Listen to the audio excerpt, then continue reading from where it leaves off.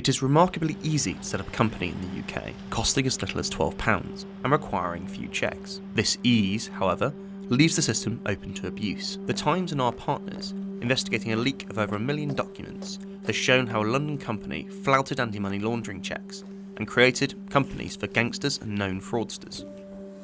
We paid a visit to Charlotte Pawar, the company's owner in Marylebone, to see what kind of checks the company was doing on its potential clients.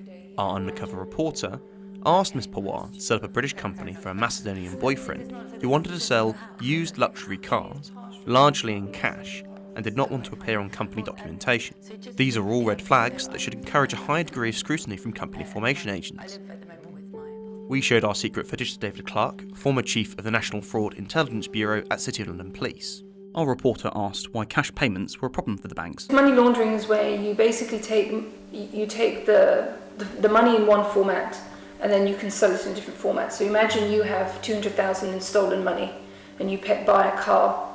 By the time that money's in the account and you've got the car and you drive away, that card has no relation to the money, to the cash itself. Okay. So that money is now clean. When you sell that car and you get the 200,000 back in cash, it's now clean. So it's clean like money.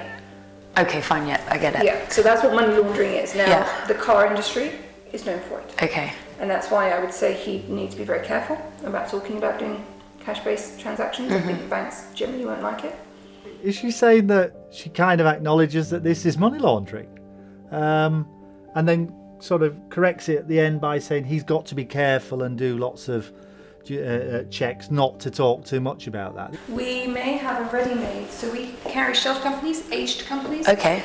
I think we might even have one that has got the word cars in it. Okay. Which is an older company. So then it would look like it had been here a while. Yeah. If not, what we could do is we have some that are very old, like very old companies, but we can do a name change on them. Okay. So that we could then have something that fits, and so it would look at least like. So if someone looked on the register, it would look like it had been here for ages. Yes. Oh, cool! Yeah. I didn't know you could do that. Yeah, you can do a lot of things. Yeah. What is worrying to me there? What did she say? To give the appearance of being British, to give the appearance of what they're doing. We need to know what he plans to do and what he wants to actually do. What do you mean? What are you saying in this next meeting?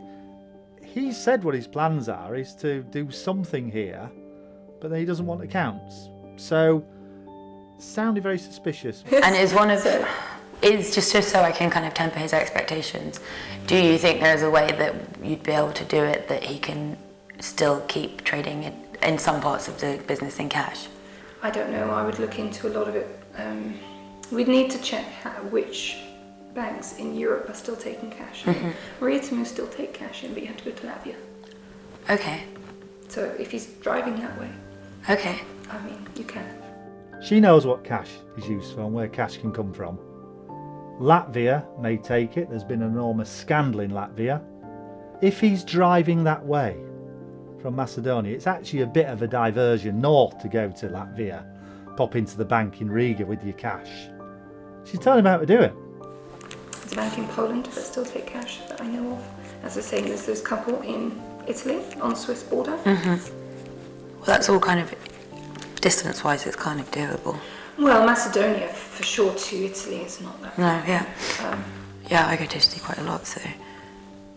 Okay, brilliant. Yeah, great. I mean, those are just the ones that we know from experience. If we were to look into it, if someone actually said, okay, could you go and sort this out, we would go and find something. Okay. In Mr. Clark's opinion, as a fraud specialist, any discussion of cash payments outside the UK raises red flags. And if the company had been formed and cash payments made in this way, it could have raised serious concerns. It's already starting to sound like she knows, and she's assisting. She's talking about this could be money. All right, it's not definite yet, but I could go around and help. This is starting to sound like Proceeds of Crime Act offences. Getting actively engaged. I can help you to place this, and we can layer it into different places and get it here. If she did that, this is a really serious crime. We go well beyond the initial stuff of her duties as a company formation agent to report and check. We're talking here about potentially getting into money laundering. As well as Mr. Clark's concerns, the Times has found Formation's house set up firms involved in multi-million-pound scams and that feature on financial regulator investor watch lists all over the world. Thanks. Bye-bye.